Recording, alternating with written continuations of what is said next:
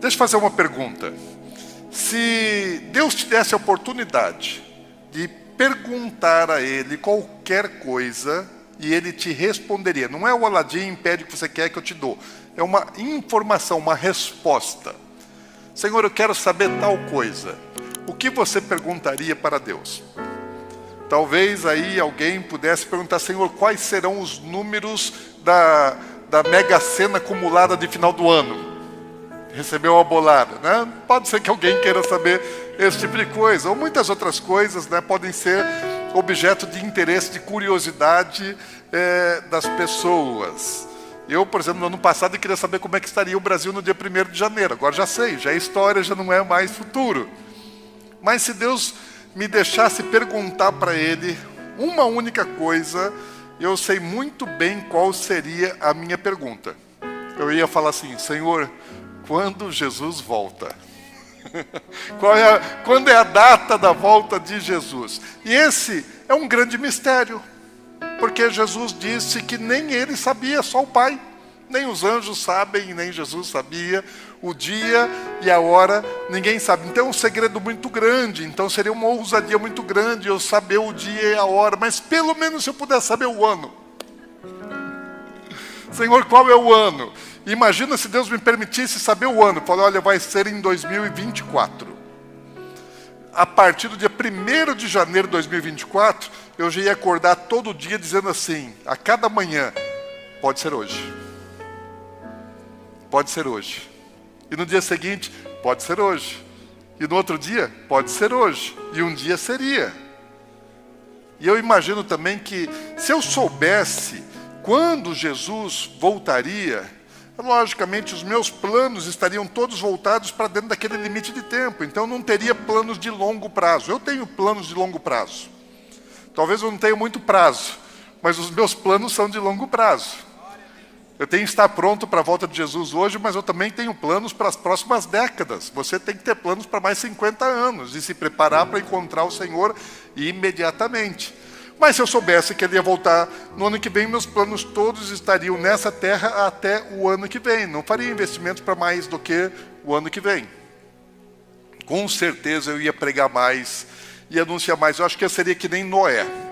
Noé, enquanto estava construindo a arca, ele estava pregando a respeito do juízo de Deus.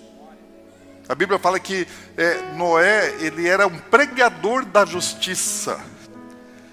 Então ele estava ali construindo a arca e está anunciando o juízo de Deus. E também os últimos dias, Jesus disse que seriam semelhantes aos dias de Noé. Eu ia querer ser que nem Noé. Cabelo branco já tenho, né? Então ia ter só a dedicação talvez que Noé. Eu não ia ter que construir uma arca, porque não vai acontecer dilúvio, né? Nós vamos subir para as nuvens, vamos nos encontrar com o Senhor, mas eu ia me preparar para isso, ia anunciar, ia falar para todos que eu pudesse falar. Como a Bíblia não nos permite dizer qual é o dia e a hora, isso não quer dizer que eu não possa saber o tempo da volta de Jesus. Até porque o próprio Senhor Jesus, Ele deu sinais, falou a respeito do qual o contexto do planeta Terra no tempo da volta dele. Porque tem um dia e a hora. Mas o que está acontecendo nos anos anteriores a este dia e hora? Jesus falou no sermão profético, já próximo da sua morte. Jesus está reunido com os discípulos no Monte das Oliveiras, um lugar que é maravilhoso. Eu amo demais estar ali, em Israel. E Jesus, ele fala a respeito dos sinais dos últimos tempos, que os discípulos queriam saber, Senhor, quando vai ser? Quais os sinais? E Jesus fala, olha, vai ter guerra, rumores de guerra. Está tendo guerra na Ucrânia, está tendo rumor de terceira guerra mundial. Fala terremotos em muitos lugares, tsunamis, epidemias, fomes, multiplicação da iniquidade, falsos cristos, apostasia, perseguição. Todas essas coisas Jesus relacionou como sinais que antecederiam a volta dele. E até baseado nesses sinais e também na conjuntura geopolítica da época, muitas pessoas no passado tentaram marcar o tempo da volta de Jesus. Muitos líderes religiosos, por exemplo, William Miller, que é o precursor do Adventismo do sétimo dia, ele marcou a volta de Jesus para 1844, dia 22 de outubro ainda, ele marcou o dia, gente. Não sei se ele chegou a marcar a hora, mas ele marcou o dia para a volta de Jesus. Não deu certo, não aconteceu. Joseph Smith, que é o fundador dos Mormons, ele marcou a volta de Jesus para 1891, vários outros líderes, né? O fundador do Testemunho de Jeová marcou para 1914, até na Assembleia de Deus, durante a Primeira Guerra Mundial, um jornal oficial das Assembleias de Deus anunciou que Jesus voltaria antes do final da Primeira Guerra Mundial. E muitos outros, os anabatistas e tantos outros luteranos, marcaram a volta de Jesus, tentando saber, baseado em sinais e conjuntura na geopolítica. E se a gente for se guiar por isso, em todas as gerações nós tivemos os sinais. E a geopolítica também, por mais que ela altere de geração em geração, você poderia dizer, não, isso aqui é um ambiente propício. Porém, todos esses erraram, porque não se pode tentar marcar a volta de Jesus. Não é para fazermos isso, ninguém pode fazer isso. Quem tentar fazer isso, marcar, é bobagem, né? Não siga esses tais que estão tentando estabelecer isso, querem ser extremamente iluminados para ter uma informação que nem os anjos têm. Mas também eles erraram, porque no tempo deles não existia o principal cenário, a principal condição para a volta de Jesus, o principal ingrediente para a volta de Jesus não era presente no tempo desses homens, que é Israel. Israel sequer era nação e eles tinham uma interpretação espiritual a respeito das coisas. Mas lembra que Jesus ele pregou o sermão profético pouco antes da sua morte e pouco depois da sua morte, alguns dias depois, apenas algumas semanas depois da morte de Jesus, Pedro estava no templo pregando a respeito de Jesus. Atos, no capítulo 3. E o que Pedro está falando ali em Atos capítulo 3? Primeiro, Jesus morreu, ressuscitou, deu seu sangue pelos nossos pecados, arrependei-vos, pois, e convertei-vos para que sejam apagados os seus pecados. Jesus foi para o céu, está no céu e vai voltar. E vocês querem saber quando? Pedro está falando assim, eu sei quando ele vai voltar. Daí ele chega nesse momento assim, lá na mensagem ele fala assim, pois ele deve permanecer no céu até o tempo da restauração final de todas as coisas, conforme Deus prometeu há muito tempo por meio de seus santos profetas. O que é que Pedro está falando aqui? Ele está pregando a judeus que conhecem a palavra de Deus, que conhecem as profecias, que estão aguardando o cumprimento das promessas do Senhor. Então Pedro está falando a respeito de um cronos específico, de um tempo específico, o tempo. Que tempo é esse? O tempo mais profético de toda a palavra de Deus, o tempo mais anunciado em toda a Bíblia, um tempo pré-determinado por Deus para cumprimento dos seus propósitos na terra.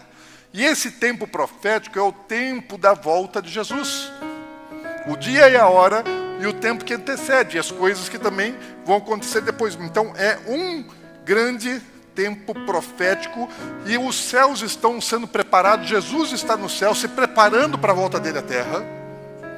E enquanto isso, a terra também está sendo preparada para a volta de Jesus, porque quando Jesus ele veio a primeira vez, quando ele nasceu numa manjedoura, a terra estava sendo preparada para o nascimento de Jesus. Não é o tema de hoje, mas a terra foi preparada para a vinda de Jesus, e o mundo está sendo preparado para a volta de Jesus. Toda a pregação de Pedro foi baseada nas profecias. Ele estava anunciando, falando, olha, isso aqui é o que foi profetizado, assim, isso é o que foi profetizado, a palavra já dizia isso, aconteceu, e é esse o assunto. E esse tempo especial tem uma característica, fala, é o tempo da restauração completa de tudo, de todas as coisas que já foram profetizadas antes. Por quem? Isaías, Jeremias, Ezequiel, Daniel, Zacarias, Malaquias, Amós e todos os profetas da antiguidade, Moisés.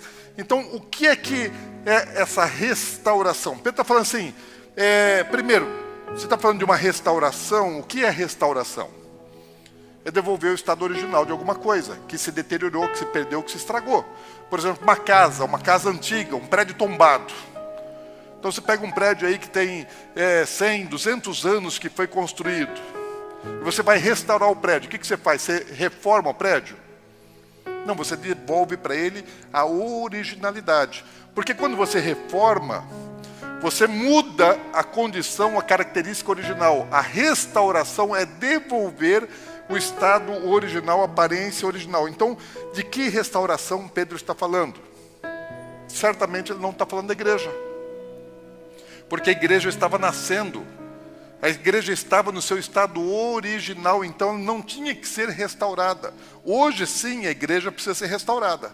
Há 500 anos atrás ela foi reformada. Só que quando você reforma, você não devolve a originalidade. O que devolve a originalidade é a restauração.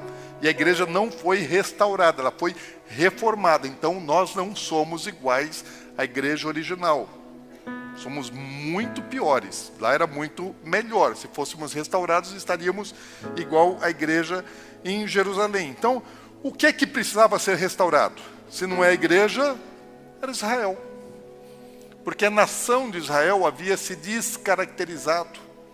Havia perdido a sua essência. Das 12 tribos da descendência de Jacó, 10 inclusive perdidas, espalhadas pelo mundo já, aí nessa ocasião, há praticamente 700 anos, estão sumidos, desaparecidos do mapa, ninguém sabe mais por onde andam as tribos, se misturaram entre os povos da terra. A nação de Israel tinha perdido soberania, está debaixo de um governo, de um jugo romano, não tem um trono israelense, judeu, da descendência de Davi, não tem governo próprio, está debaixo de um governo estrangeiro. A nação que havia sido próspera, rica, agora está pobre. O povo está empobrecido, abatido e espiritualmente decaído. Então quem precisava ser restaurado? Israel. E para piorar um pouquinho, Jesus havia dito que Jerusalém seria destruída, que o templo seria destruído e que eles seriam espalhados pelo mundo todo. Então a coisa ainda ia piorar um pouco mais. Mas Deus prometeu, através dos profetas da antiguidade, que ele ia trazer uma restauração completa para a nação de Israel. E a Bíblia, ela tem mais de 200, quem sabe 300 ou próximo de 300 versículos, textos bíblicos, ou até mais de 300, que falam a respeito disso. Pedro está fazendo uma menção à Bíblia. Está falando, esse assunto está na Bíblia. Existem centenas de textos bíblicos que falam a respeito disso, e Pedro está se referindo a esses textos proféticos. Os judeus estão ouvindo, estão sabendo e estão esperando o cumprimento disso. Falou, um dia essas coisas vão acontecer, Roma não vai governar, vão ter um descendente de Davi no trono, Israel vai ser a nação mais importante de toda a terra, e eles sabem disso. E Pedro está dizendo, Jesus vai voltar nesse tempo que Deus prometeu restaurar a Israel.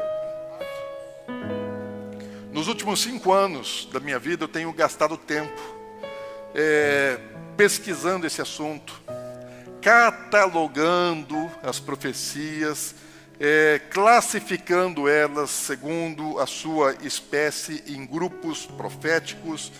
Tenho investigado cada uma delas e o cumprimento delas, as profecias já cumpridas e as profecias que ainda estão por se cumprir. E estou registrando isso, estou documentando todas as profecias que Pedro está fazendo uma referência geral. Eu tenho procurado documentar uma a uma, classificar uma a uma e ver qual já se cumpriu e qual ainda não se cumpriu. E saibam de uma coisa, falta pouquíssima coisa para se cumprir.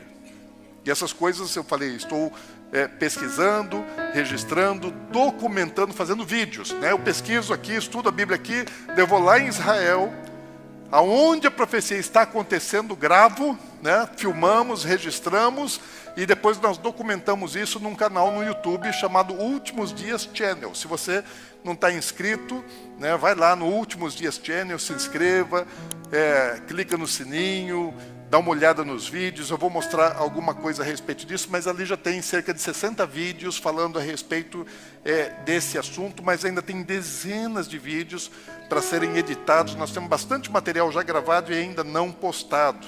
Então, assim que estiverem sendo editados, nós vamos postando esse material, dá um pouquinho de trabalho. Então, eu não tenho nenhuma pretensão de dizer quando Jesus volta, mas eu tenho total convicção para afirmar e provar que falta pouquíssimo tempo. Eu posso provar isso. Pastor, você pode provar? Sim. Eu vou provar para você, biblicamente e por fatos, que falta pouquíssimo tempo, que nós somos a geração que está vivendo aquele tempo profético que há 2000 anos atrás Pedro falou: Jesus vai ficar nos céus até chegar o tempo profético, que é esse que nós estamos vivendo. Quantos creem? Diga amém. Os demais vão crer até o final da mensagem. Tenho certeza disso, amém?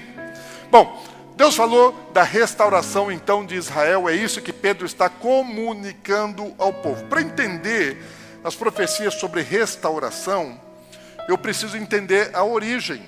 Como é que eu vou entender restauração de alguma coisa se eu não conheço o original? Eu preciso conhecer. Qual é a origem? A origem é a aliança.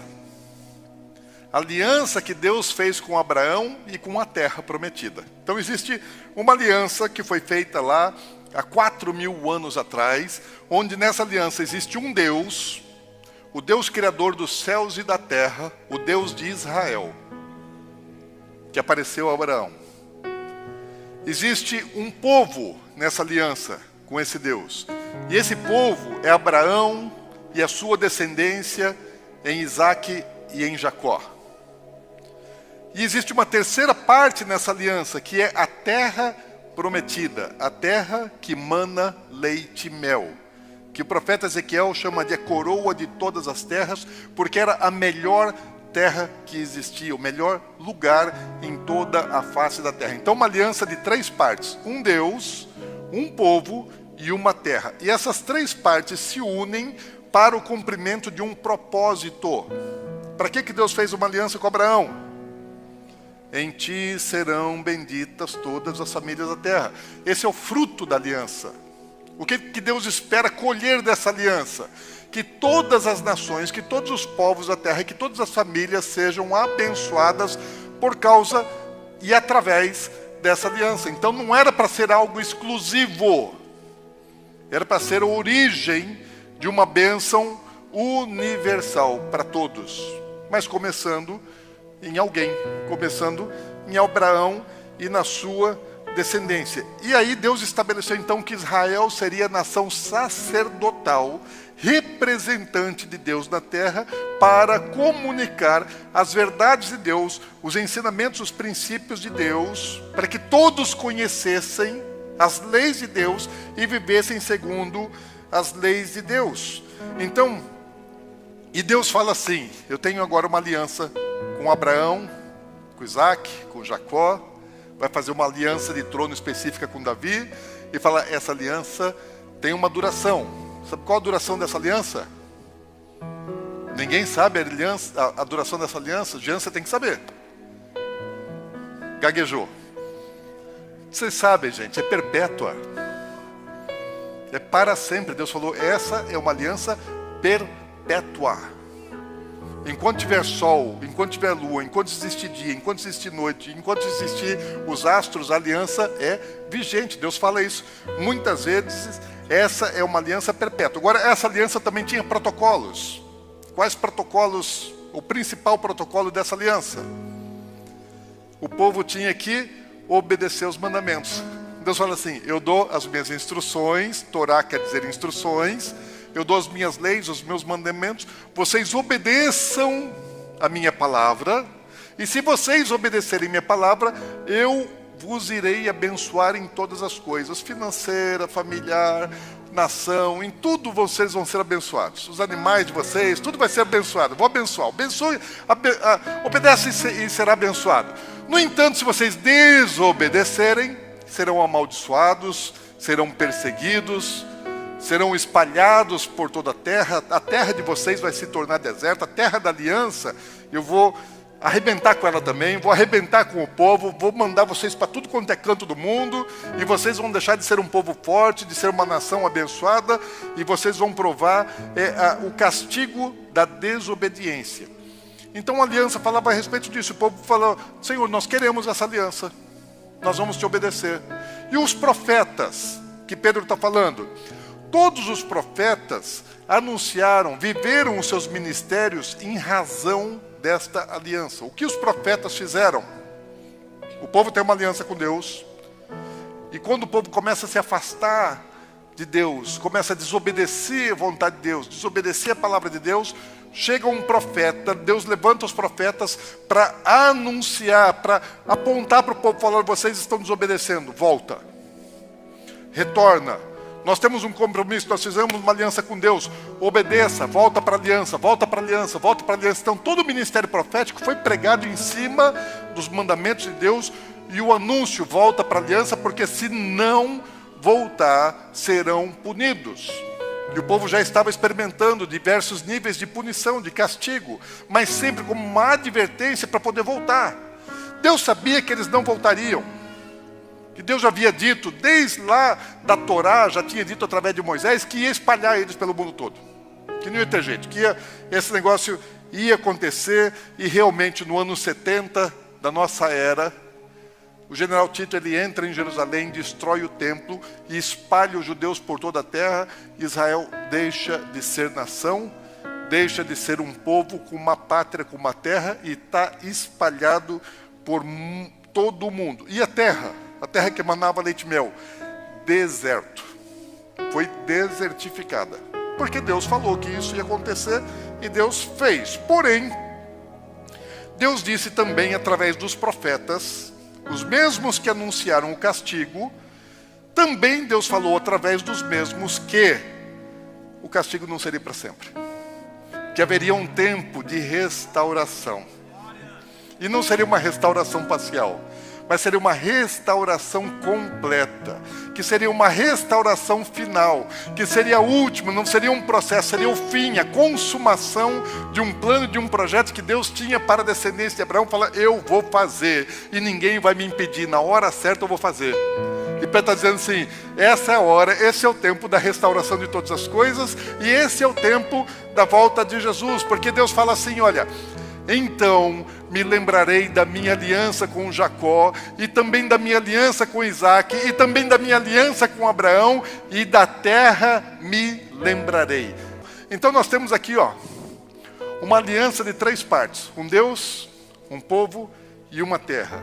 A restauração, primeiramente, se vamos falar de restauração de todas as coisas, vamos classificar as profecias e a restauração em 3 partes. Então existe uma restauração do povo, existe uma restauração da terra, existe, por último, uma restauração espiritual. As profecias do tempo de restauração de todas as coisas estão subdivididas nesses 3 grandes grupos, e vários subgrupos aí. Então, nas minhas classificações eu faço vários subgrupos para esses 3 grupos maiores. Então a restauração do povo, Deus disse assim, olha, vocês vão ser espalhados por toda a terra, eu vou lembrar de vocês, e vou fazer o quê? Eu vou buscar vocês. Existem dezenas e dezenas e dezenas de textos bíblicos, Deus falando, tornar-vos-ei de entre as nações, e vos congregarei de todos os países, e vos trarei para a vossa terra. Tem texto que fala, eu vou trazer do norte, tem texto que fala, eu vou trazer da Etiópia, eu vou trazer do Egito, vou trazer do sul, vou trazer de tudo quanto é lugar. Então Deus está anunciando, vou trazer. E realmente, gente, nós somos testemunhas do cumprimento dessas profecias. 50 anos atrás, um escritor americano, Mark Twain, ele esteve andando por toda essa terra, e ele relatou que essa era uma terra que estava desprovida de vegetação, de rebanhos e de pessoas. que podia se caminhar 10 milhas, ele montava a cavalo, que ele podia caminhar por 10 milhas e não achava 10 pessoas. Hoje, quando nós estamos aqui por todos os lugares onde nós andamos, então há muita gente, o povo de Deus, os filhos de Abraão, estão fazendo aliar, estão retornando para cá, e essa terra agora está habitada, essa terra agora está povoada, como Deus disse que faria nessa nação. Olha só, há 150 anos atrás não tinha habitante, pouquíssima gente morando lá, mas Deus falou, não, vou trazer de volta. E sabe o que Deus fala? Fala assim, olha, primeiro eles vão vir de navios. Deus até fala assim, Deus é detalhista. Fala assim, são dezenas e dezenas e dezenas de profecias, eu separei só algumas aqui, bem poucas. Fala assim, primeiro eles vão vir de navios. Lógico, na época era o principal meio de transporte. E realmente a profecia se cumpriu da maneira como está na Bíblia. Vários ou muitos deles alugaram um barco chamado barco Éxodos. E esse barco passou por estes portos, aqui, mais ao norte, mas os ingleses não deixaram aportar o barco e tiveram que retornar, e muitos deles ficaram 3 anos mais em Chipre, em uma ilha aqui cerca, também como esperando que sejam liberados com a independência de Israel. Então, no início do século passado e até o período da pós-guerra, da Segunda Guerra Mundial, os judeus estavam começando a voltar, porque, lembra assim, o Holocausto aconteceu na Europa, eles foram para os campos de concentração, mais de 6 milhões morreram, aqueles que sobreviveram saem do campo de concentração, quer voltar para casa, quando chega em casa, o que acontece? Você acha que tem lá um bolinho, né, esperando eles, uma faixa, bem-vindo, de volta a casa? Não, a casa está ocupada, o negócio já foi tomado, já não tem mais nada, a propriedade deles, a terra deles, os negócios deles, as joias, os seus tesouros, suas riquezas, todas já foram tomadas por outros. Eles não têm mais pátria, muitos morreram nessa volta, porque queriam reaver aquilo que lhe era de direito. E aí foram mortos por aqueles que já tinham tomado aquilo que era deles. Então, eles já não são mais bem-vindos na sua própria casas, né? O lugar onde eles nasceram, cresceram. E para onde eles vão? Só tem um lugar agora. Vamos embora para Israel. Vamos para a nossa terra. Vão de barco. Tiveram muita dificuldade para chegar lá, mas foram. Ok. Aí fala assim, depois daqueles que vieram de barco, eles vão vir como? De avião, gente. A Bíblia precisa, Deus fala assim, olha, quem são esses que vêm voando como nuvens e como pombas ao seu pombal? E olha o que acontece em Israel.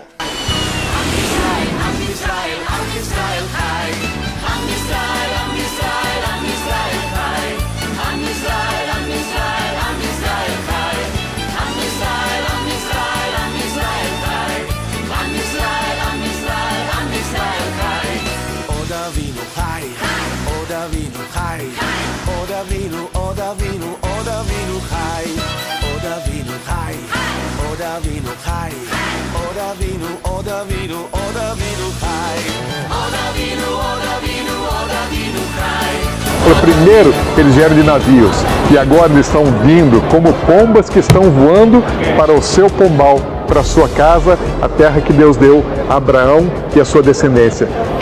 Profecia cumprida, amém? Agora Deus fala assim, eles não são uma nação. Lembra que até a guerra de a Segunda Guerra Mundial, eles não eram uma nação, estão começando a voltar. Mas Deus disse assim, que voltaria a restaurar o povo, a nação. A restauração é plena, é completa. E aí Deus pergunta profeticamente, pode acaso nascer uma nação, uma terra, num só dia? Nasce uma nação numa só vez? É possível? Quem já viu isso? E Deus indaga, falou, pois é, mas Israel sim, vai nascer num só dia. Nós estamos aqui em Tel Aviv, na frente do Salão da Independência. Aqui nesse lugar, no dia 14 de maio de 1948, Ben Gurion declarou a independência do Estado de Israel. התכנסנו, אנו חברי מועצת העם, נציגי היישוב העברי והתנועה הציונית, ביום סיום המנדט הבריטי על ארץ ישראל, מתוקף זכותנו הטבעית וההיסטורית, ועל יסוד החלטת עצרת האומות המאוחדות, אנו מכריזים בזאת על הקמת מדינה יהודית בארץ ישראל, היא מדינת ישראל. Isso em 1948, a palavra profética se cumpriu. Israel nunca mais será arrancado. Profecia dada, profecia cumprida num dia, gente. 15 de maio de 48. Sabe de mais uma coisa? No dia, esse dia era sexta-feira, véspera de Shabá. E o que se faz nessa época? Se faz leitura da Parashá e da Haftará. Sabe qual era a Haftará, o texto profético lido nesse momento? No Shabá? Amós capítulo 9. E o que Amós 9:15 fala? Que Deus os voltaria para a sua terra e eles nunca mais seriam arrancados. No dia, gente. No dia que eles estavam lendo assim, uma leitura que já está predeterminada há séculos e séculos e séculos atrás e para frente. No dia da restauração, da recriação do novo Estado de Israel, eles estavam lendo exatamente o texto profético que anunciava isso, um dos textos proféticos. Mas tem mais profecia, gente, vamos ver mais um pouquinho? Deus falou assim, porque eles estavam saindo lá do holocausto.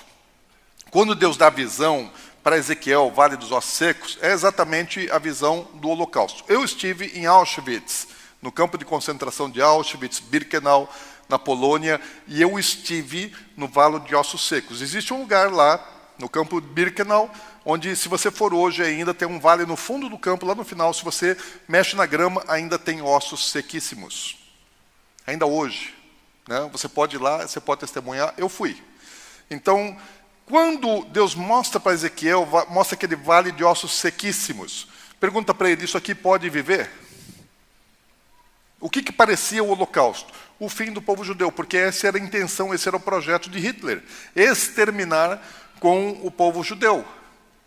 Lógico que ele não poderia, porque Deus tem promessas e ninguém pode impedir aquilo que Deus está fazendo.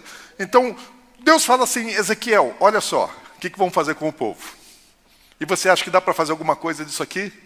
Ezequiel fala, tu sabes, Senhor. Aí Deus fala assim, eu não só vou dar vida, mas profetiza. E ele profetizou, como Deus ordenou, e o Espírito entrou neles, e viveram e se puseram em pé, um exército sobremodo numeroso. E essa profecia já se cumpriu. Isso é uma profecia para os últimos dias que já aconteceu, que já se cumpriu. Nós estamos no curso dela, porque hoje Israel é uma grande nação e é um grande exército. Todo judeu, todo cidadão judeu, ele é militar. Os homens eles servem 3 anos serviço obrigatório e as mulheres servem por 2 anos também serviço obrigatório. Todos estão preparados, treinados para a guerra. Israel tem um dos exércitos mais eficazes do mundo. Os melhores pilotos de combate do mundo estão em Israel.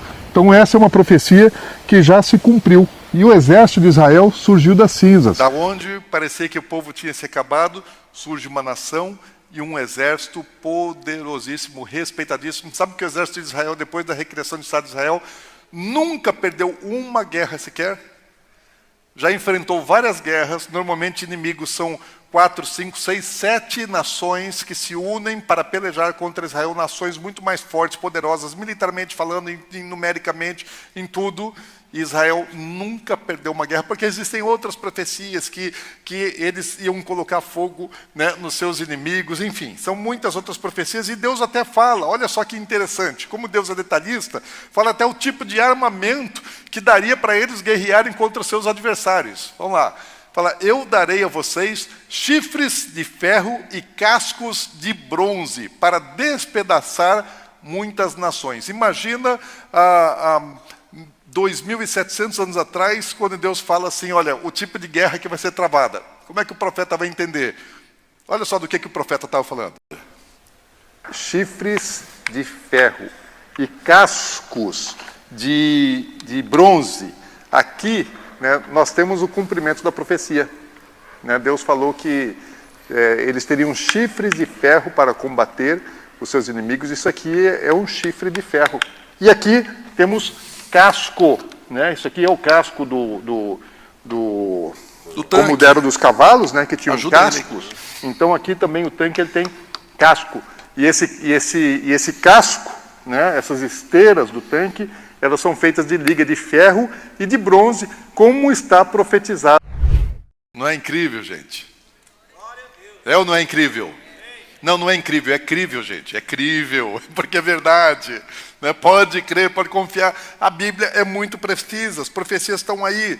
Agora, deixa eu mostrar mais uma coisa aqui. Ó. Quando eles tomaram, né, a terra para si, em 1948 a nação volta a ser um povo, um Estado, Jerusalém ainda não pertencia ao povo judeu, não nessa época, só lá no passado. Né? Jerusalém estava de posse do povo da Jordânia.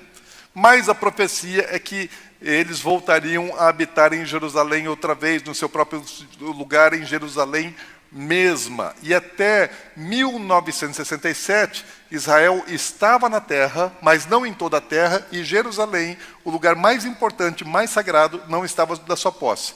Aí, na Guerra dos 6 Dias, o que acontece? Na Guerra de 1967, os judeus tomaram a Cidade Velha, eles entraram e conquistaram a Cidade Antiga.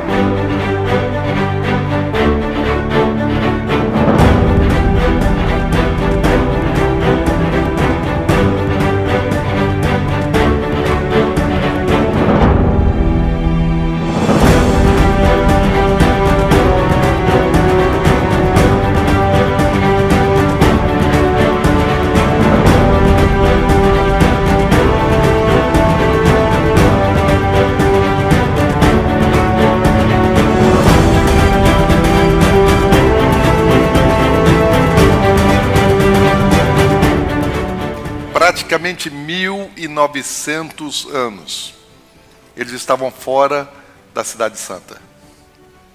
Porque do ano 70, Jerusalém foi destruída, até 1967, eles ficaram fora. E agora, finalmente, 1.900 anos depois, eles voltam para casa.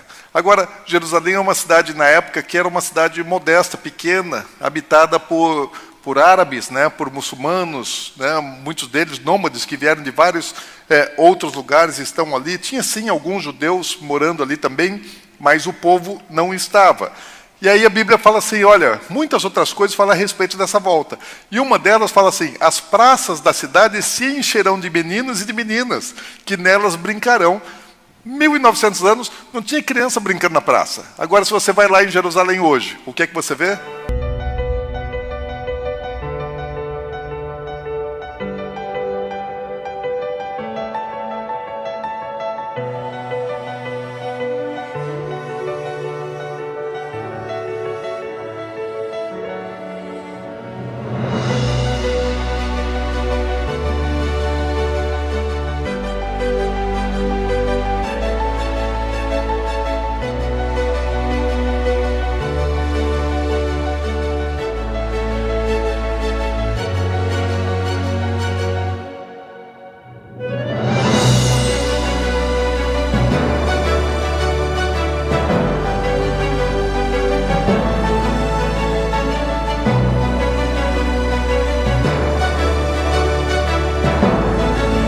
Se você viesse aqui há 50 anos atrás, você não veria cenas como essas.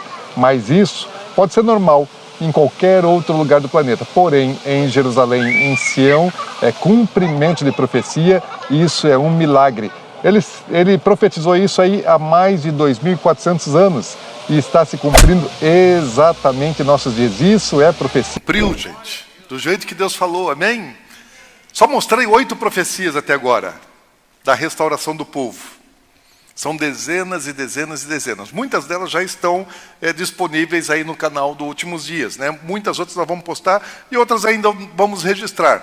Mas a restauração não é só do povo. Porque a aliança tem um povo e tem uma... Tem o quê? Tem uma... E o que aconteceu com a terra? Foi desertificada. Foi desertificada. Inclusive os turco-otomanos, quando eles saíram da terra, eles saíram tocando fogo em todas as árvores que ainda existiam. Quando Israel chegou, quando o povo judeu chegou, não tinha árvore plantada. As árvores em Israel, poucas delas são nativas. Pouquíssimas são nativas. A absoluta maioria das árvores em Israel são plantadas, porque aqueles que possuíram a terra durante esse tempo destruíram a terra. E Deus falou o seguinte: eu vou restaurar também a terra. E a terra estava desertificada, Deus fala assim: lavrar-se-á a terra deserta, em vez de estar desolada aos olhos de todos os que passam. Falar, o que eles vão fazer? Plantar. Vocês vão chegar no deserto. Antes da destruição já existia deserto. Nos dias de Abraão, Abraão morou no Negev, deserto. Mas a terra era muito boa. A terra, no geral, era muito fértil, né? Agora, deserto é deserto. E Deus fala assim, só que agora vocês vão chegar lá, está praticamente tudo deserto. Onde não é deserto, é pântano. Tinha uma região lá, a parte mais fértil de Israel hoje, né, há 70 anos atrás, era pântano. Há 100 anos atrás era pântano, só tinha malária. Então você tinha malária e tinha deserto em Israel. Fala, vocês vão plantar no deserto. E o que aconteceu depois que o povo voltou? Quando a ONU ela editou a resolução número 182, que reconhecia o direito de Israel de se estabelecer nessa terra, de se constituir como uma nação, 2/3 de todo o território que a ONU deu para Israel era feita de deserto. Os palestinos não queriam as terras secas, áridas, queriam as terras férteis, mas os judeus eles aceitaram receber o deserto, as terras que não tinham nenhuma produção. E assim como aqui no deserto do Negev, era a maior parte então do território recebido pelos judeus. Mas eu quero mostrar para vocês o que é que o judeu fez com o deserto. Então vamos agora ainda no deserto do Negev, ver alguns lugares onde já existe grande produção. Então vamos lá, vamos ver o que é que Deus faz com o seu povo quando tem um propósito para ser cumprido.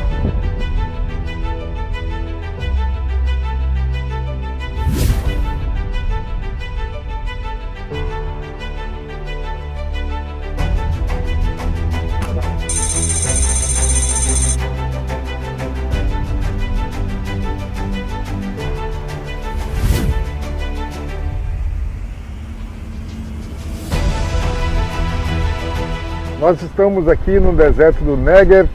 Aqui é um kibbutz, onde começaram os primeiros experimentos de agricultura no deserto. Então, há várias décadas, os judeus começaram a cultivar, a preparar essa terra.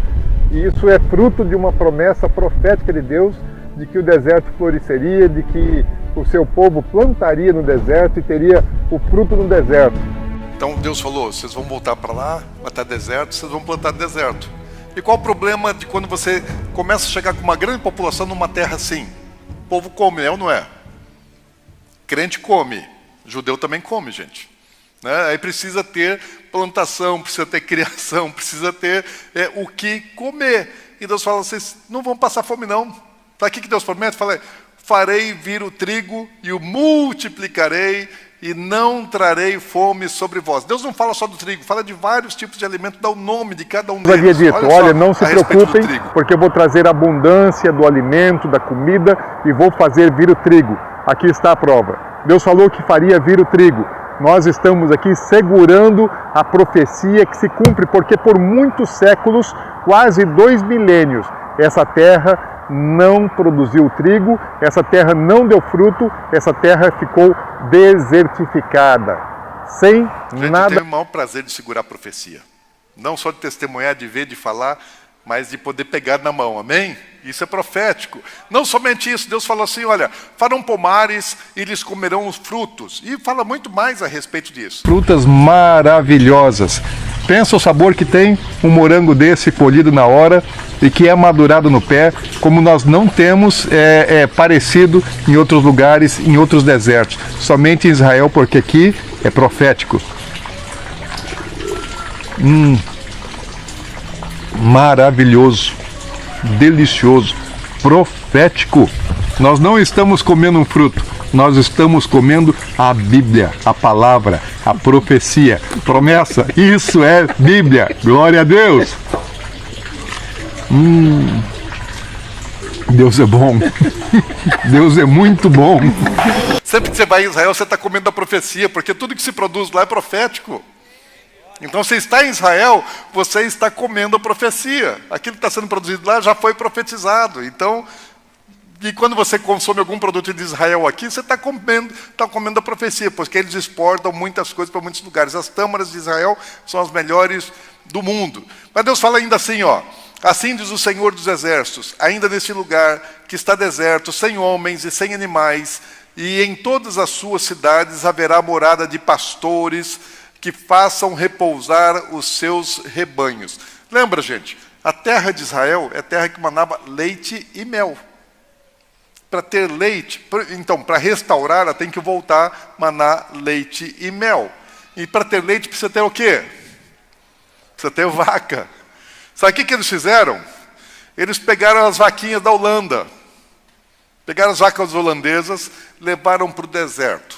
As vacas saem lá do frio, elas vão lá para o deserto do Arafá, vão para o deserto do Negev, que faz mais de 40 graus durante o dia. No verão pode chegar perto de 50 graus. Quando eles começaram a importar vacas da Holanda para produzir leite em Israel, a maior parte das pessoas fala assim, vocês estão malucos, vocês são loucos, essas vacas aqui estão acostumadas com frio. Vocês vão trazer uma vaca para suportar temperatura acima de 40 graus, elas vão morrer. E se não morrer, não vai dar leite. Mas eles fizeram, gente. E o que aconteceu? Cada vaca dessa é uma profecia que está se cumprindo.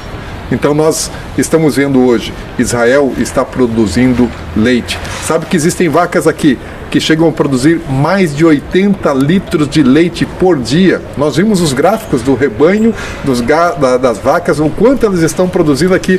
Quase 20 mil litros de leite num só ano. Isso é absolutamente profético. Israel restaurado para produzir leite e mel, como foi originalmente, e agora potencializado com todo o desenvolvimento de tecnologia que Deus abençoou o seu povo para estudar, para pesquisar, para aprender, para desenvolver coisas novas. A profecia está se cumprindo agora.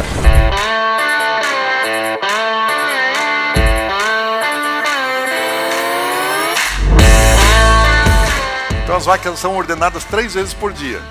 E elas já sabem o horário de serem ordenadas. Todas são controladas por computador, por chip, onde ela está, quantos passos elas deram, quanto elas comeram, tudo muito bem controlado, tudo computadorizado.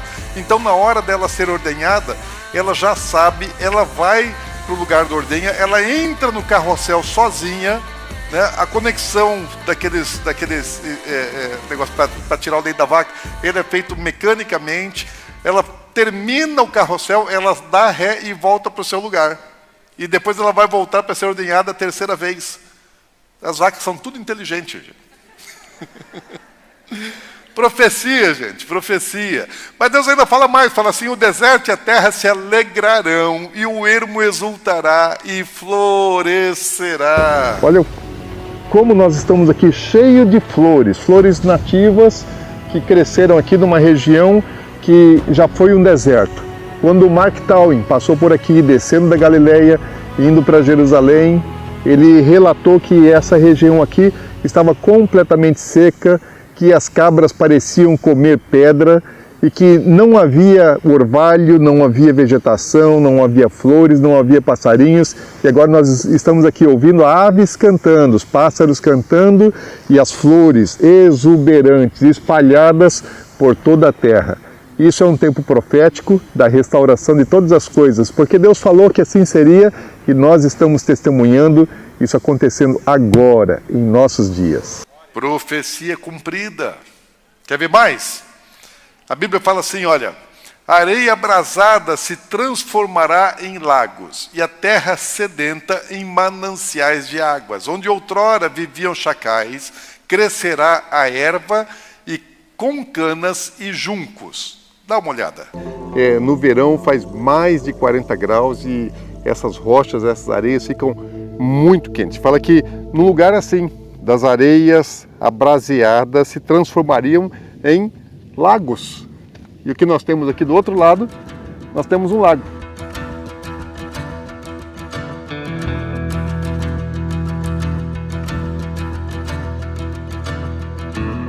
Toda essa área era exatamente igual àquela. Até 1948, quando o Estado de Israel volta a ser nação. Antes de 1948, era tudo deserto e areia ardente. E fala que teria lago e que teria juncos. Antes aqui no deserto não tinha junco, né? Somente plantas típicas essas aqui de deserto. Mas hoje nós temos aqui plantas típicas de banhado, de lago. Então está aqui o junco, está aqui o lago. Isso aí fica também no Negev, né? No meio do nada lá. Mas coisa linda demais, gente, conhecer aquilo que Deus está fazendo. Bom, gente, vou mostrar mais uma aqui. Aqui, o deserto se tornou em pomar, e o pomar em bosque. A palavra disse que Deus restauraria o povo e a terra de Israel. E nós somos testemunha, porque há 50 anos atrás não havia nada disso aqui. Há 50 anos atrás, isso aqui ainda era um deserto. Isaías profetizou há 2.700 anos atrás. E a profecia ficou aguardando todo esse tempo para que fosse cumprida no tempo da restauração de todas as coisas. Olha só, o deserto ia virar pomar e o pomar ia virar floresta. Então hoje você vai em Israel, existem florestas plantadas, né, no caso aqui, de tamareiras, num lugar que não nascia nada, que era puramente deserto e deserto salgado, porque aqui já está do lado do Mar Morto. Eles achavam que uma terra que era puro sal não podia nascer nada. E são os melhores tâmaras. Mas Deus fala assim também, olha, plantarão vinhas e beberão o seu vinho. Hey, hey, hey, hey, hey, hey, hey, hey. Mazel tov, mazel tov, Siman tov, mazel tov, Siman tov, Siman tov. Elanu. Hey, Siman tov, mazel tov, поздравляем молодых. Siman tov, mazel tov, поздравляем молодых. Siman tov, mazel tov, Siman tov.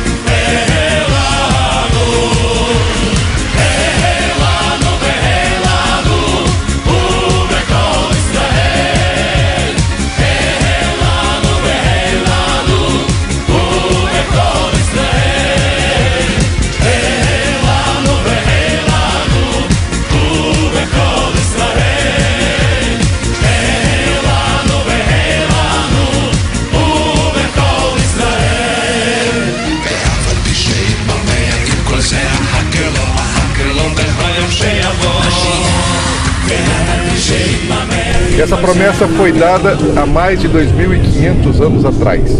Está se cumprindo agora, nesses dias. Porque todas as profecias aguardavam pelo tempo da restauração de todas as coisas, o tempo que prepara a volta de Jesus.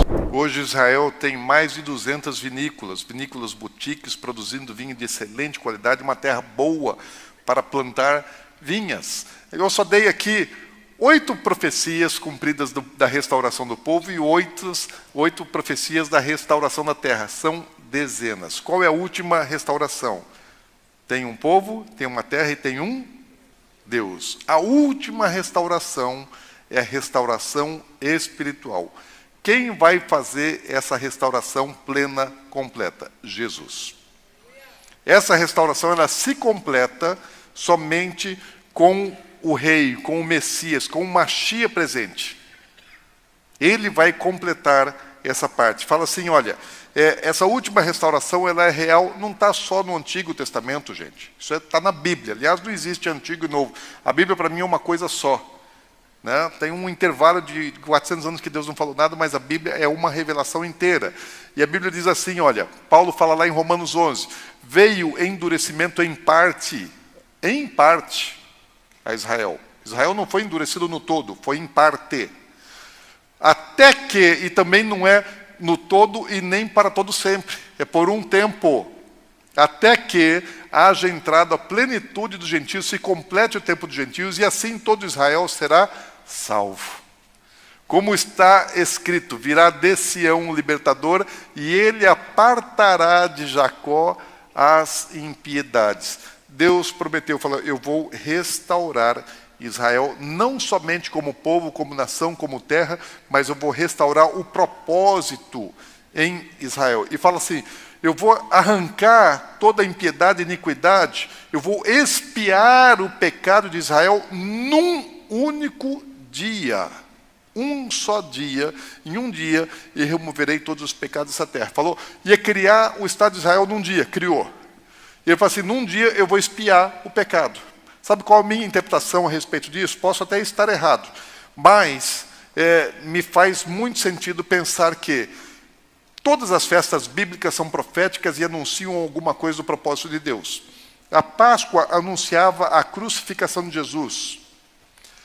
Pentecostes celebrava a entrega da Torá, mas anunciava a descida do Espírito Santo. Expiação, a festa de Yom Kippur, está anunciando profeticamente o quê?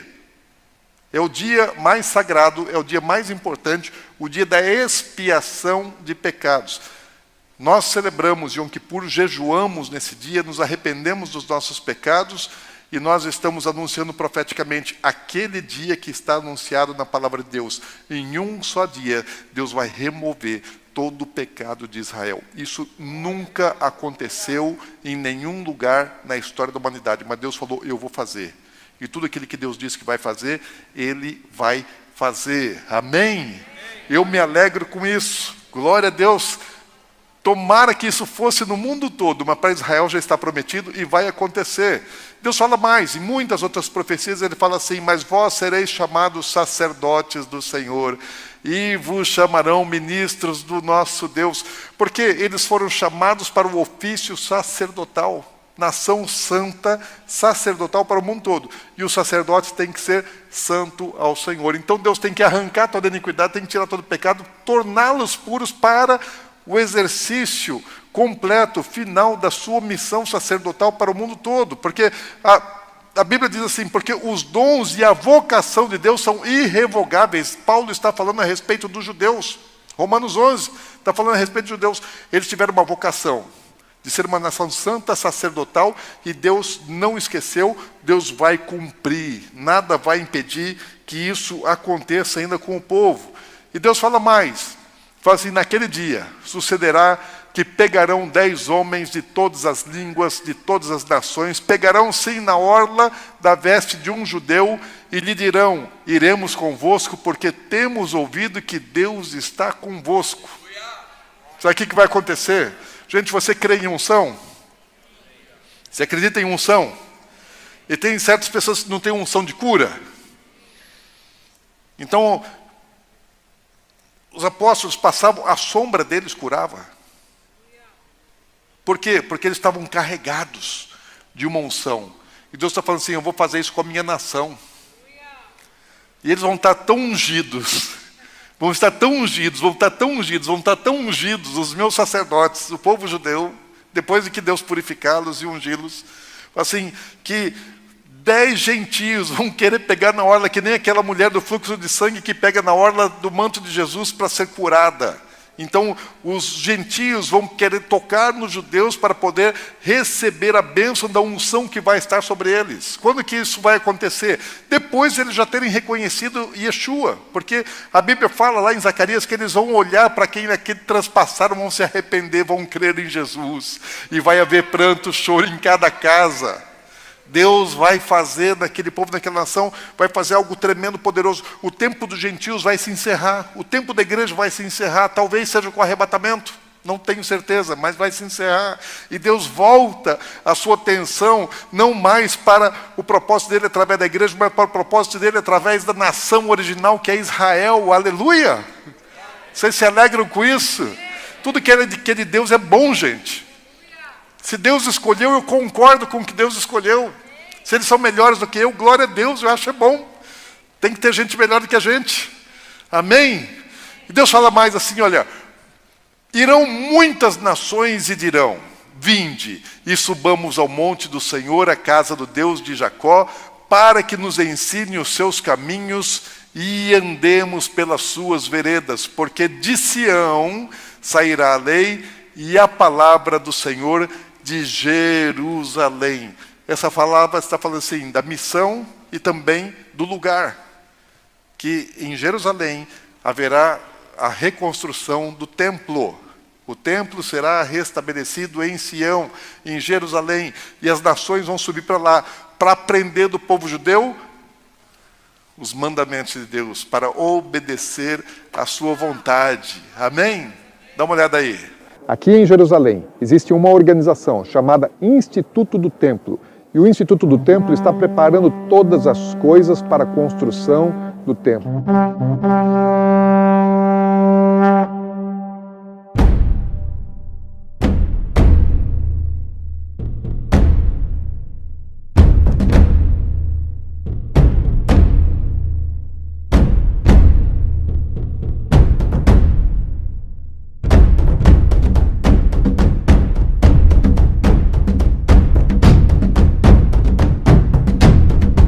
Muitos rabinos judeus com mais de 70, 80 anos de idade têm dito que eles verão a construção do templo, que eles verão a chegada do Messias.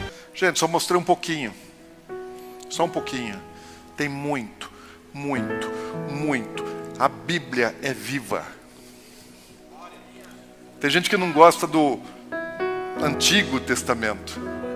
Está acontecendo hoje. Essa palavra está se cumprindo hoje, em nossos dias. Pedro está falando, olha para o que os profetas disseram.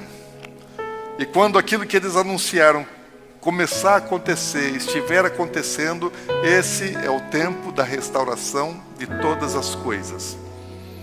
Qual a importância disso? Qual a relevância disso? Para que servem as profecias? Só para a gente saber com antecedência alguma coisa que vai acontecer no futuro? Não. As profecias servem para alinhamento da terra com os céus. A profecia é aquele veículo que liga os céus e a terra. É aquela mensagem que anuncia para a terra aquilo que os céus estão fazendo. Para quê? Para que nós nos alinhemos com isso, para que nós não olhemos para a circunstância, mas para que nós olhemos para aquilo que Deus está fazendo, olhemos para os céus. Para isso serve a profecia. Sabe que as profecias já falavam a respeito da vinda de Jesus e muitos não prestaram atenção nas profecias e perderam. As profecias são para nos informar, para nos advertir, para nos alertar e para nos mostrar o caminho, o que é que eu tenho que fazer, para onde que eu tenho que ir, como é que eu me preparo. Sabe de uma coisa? Nós, não só eu, todos nós, somos testemunhas desse tempo profético.